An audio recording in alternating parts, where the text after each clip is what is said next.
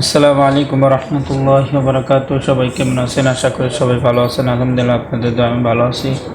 তো আজকে আমরা নুন সাকিন এবং তানবিনের যে পড়ার নিয়ম, যে কয় প্রকার আমরা গেল ভিডিও ইকলাব শিখছি, আজকে আমরা ঈদগম শিখব। তো আমরা সকলেই জানি যে ঈদগম হচ্ছে দুই প্রকার। একটার নাম হচ্ছে ঈদগমে বা গুন্না এবং আরেকটার নাম ঈদগমে বেলা গুন্না। তো আজকে আমরা প্রথমে ঈদগমে বা গুন্না শিখব। তো তার আগে দেখেন, মূলনীতি হচ্ছে ঈদগম অর্থ কি।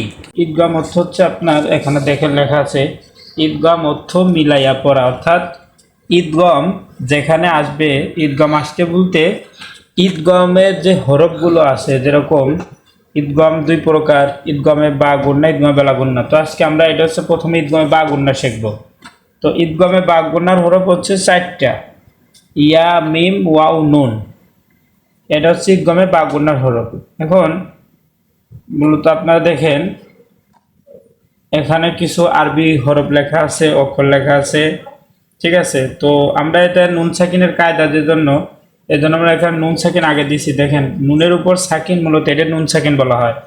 তো নুন সাকিন বা তানবিনের বাম পাশে, এটা নুন সাকিন অথবা তানবিনও থাকতে পারে, এর বাম পাশে ঈদগমে বা গুন্নার যে 4 হরফ বললাম, এই 4 হরফের এক হরফ আসছে ইয়া, মিম, ওয়াও, নুন। ইয়া, মিম, ওয়াও, নুন, এটা 4 হরফ।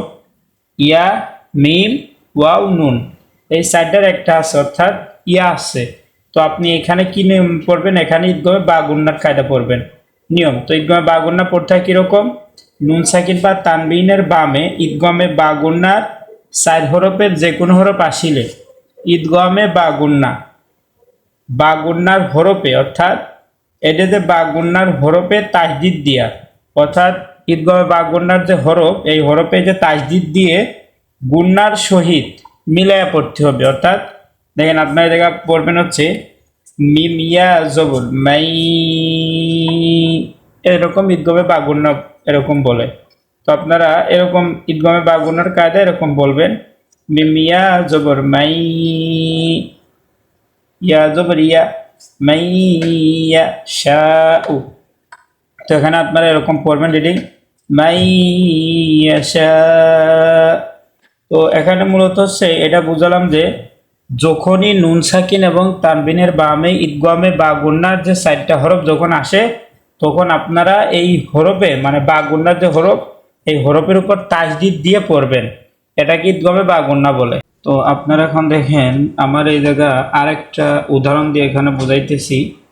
তো এখানে দেখেন মিমের উপর জবর, কপের উপর জবর, বাম পাশে এক আলিফ, মানে আলিফ আছে, অর্থাৎ এখানে মধ্যে তবের কায়দা হবে, এক প্রাণী পড়তে হবে। এখানে দেখেন মূলত পড়া হচ্ছে এইটুকে। তো এখানে দেখেন তানবিন আছে, অর্থাৎ নুন সাকিন এবং তানবিন, এই নুন সাকিন এবং তানবিন এই কায়দাটা আমাদের মূলত পড়ার উদ্দেশ্য। তো এখানে দেখেন তানবিন, নুন সাকিন বা তানবিনের বাম পাশ হচ্ছে এই পাশ। নুন সাকিন বা তানবিনের বামে মিম আছে, ঠিক আছে। নুন সাকিন বা তানবিনের বামে মিম আছে। তো মিমটা হচ্ছে ঈদগমে বা গুন্নার হরফ। যেমন ইয়া, মিম, এর আগে আমরা যে উদাহরণটা দেখলাম ওটা ইয়া ছিল, আর এটা মিম আছে, অর্থাৎ নুন সাকিন বা তানবিনের বামে ঈদগমে বা গুন্নার 4 হরফের যে কোনো হরফ আসলে ঈদগমে বা গুন্না। এই বা গুন্নার যে হরফটা আছে, এই হরফের উপর আপনার তাসদিদ দিয়ে গুন্নার সহিত পড়তে হবে। যেরকম মাকা, মাম, মিম, মিম, জবর, মাম, মিম, মিম, 2 জবর, মিম, মিম, 2 জবর, মাম, মাকামাম মাহমুদা। তো আপনার এরকম মূলত আমি যেটা বললাম এটা মুখস্থ করতে হবে যে নুন সাকিন বা তানবিনের বামে ঈদগমে বা গুন্না 4 হরফে যে কোনো হরফ আসিলে ঈদগমে বা গুন্না হরফে তাসদিদ দিয়া গুন্নার সহিত মিলায়া পড়িতে হয়। এই পড়াটুক আপনারা মুখস্থ করবেন। তো আপনারা দেখেন যে আমি যে পড়াটা আপনাদেরকে আপনার ছেলেটার মাধ্যমে বোঝাতে চেষ্টা করলাম। তো এই পড়াটা এখানে সুন্দরকে দেওয়া আছে যে ঈদগম অর্থ মিলায়া পড়া নুন সাকিন অথবা তানবিনের বামে ঈদগামে বা গুন্নার 4 হরফের যে কোনো হরফ আসিলে ঈদগমে বা গুন্নার হরফে তাসদিদ দিয়া গুন্নার সহিত মিলাইয়া পড়তে হয়। আপনারা এই যে বাংলা লেখাটুক এইটুক সুন্দর করে মুখস্থ করতে হবে। এবং মুখস্থ করে আবার ভুলে গেলে হবে না, মুখস্থ করে রাখতেই হবে।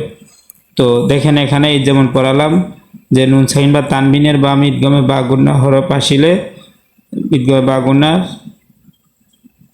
হরফে তাজদিদ দিয়া গুন্নার সহিত মিলাবো, যেমন মাইয়াশা। আর এটা পড়ালাম মাকামাম মাহমুদা। তো আপনারা এই লেখাটা সুন্দর করে ভাই মুখস্থ করবেন, যারাই আমার ভিডিও দেখে শেখার ইচ্ছা করছেন।